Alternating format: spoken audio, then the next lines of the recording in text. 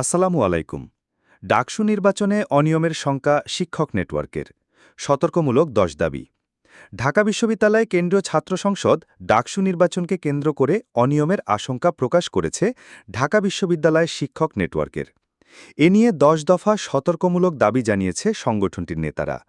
রবিবার ৭ সেপ্টেম্বর দুপুরে বিশ্ববিদ্যালয়ের মধুর ক্যান্টিনে আয়োজিত এক সংবাদ সম্মেলনে শিক্ষক নেটওয়ার্কের নেতারা বলেন, ২০১৯ সালের ডাকসু নির্বাচনে পর্যবেক্ষণে উঠে এসেছিল নির্বাচন পুরোপুরি সুষ্ঠু হয়নি। সেই অভিজ্ঞতার ভিত্তিতে এবারের নির্বাচনের আগেই নানা প্রস্তাব ও দাবি উত্থাপন করা হয়। এর মধ্যে দুই একটি বাস্তবায়িত হলেও গুরুত্বপূর্ণ একাধিক বিষয় এখনও উপেক্ষিত। সেগুলোর বিষয়েও প্রশাসনকে নজর দেওয়া জরুরি। ১. প্রবেশপথ বন্ধ না করে নিরাপত্তা জোরদার করতে হবে। কারা প্রবেশ নিয়ন্ত্রণ করবে তা প্রকাশ করতে হবে। ২. নারী শিক্ষার্থীর পরিচয় যাচাইয়ে নারী শিক্ষকদের অন্তর্ভুক্ত করতে হবে। ৩. পোলিং অফিসার নিয়োগে স্বচ্ছতা আনতে হবে। ৪. ভোট গ্রহণের সময় বিকাল ৫টা পর্যন্ত বাড়াতে হবে। ৫. পোলিং এজেন্টদের ভেতরে থাকার সুযোগ নিশ্চিত করতে হবে। ৬.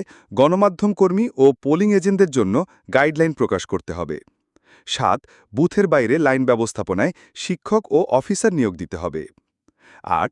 গুজব বা ভুয়া তথ্য ছড়ালে কঠোর ব্যবস্থা নিতে হবে। ৯. পর্যবেক্ষক ও এজেন্টদের জন্য বিশ্রামক কক্ষ রাখতে হবে। ১০. অস্বচ্ছতার ক্ষেত্রে নির্বাচন কমিশন ও প্রশাসনকে জবাবদিহি করতে হবে। আল্লাহ হাফেজ।